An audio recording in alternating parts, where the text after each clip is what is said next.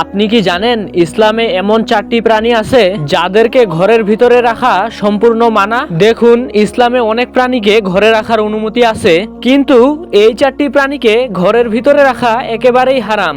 আসুন জেনে নেওয়া যাক সেই 4টি প্রাণী কি কি। নাম্বার 1, শূকর।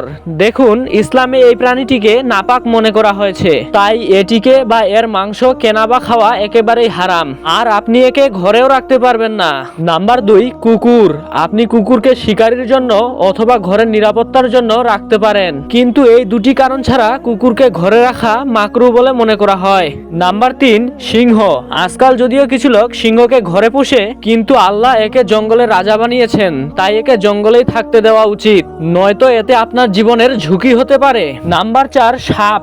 ইসলামে সাপকে ঘরে পোষা থেকে নিষেধ করা হয়েছে, কারণ এরা বিপজ্জনক হয় এবং এদের ঘর থেকে দূরে রাখাই ভালো। এরকম ইসলামিক ভিডিও পেতে চ্যানেলটি সাবস্ক্রাইব করে রাখুন।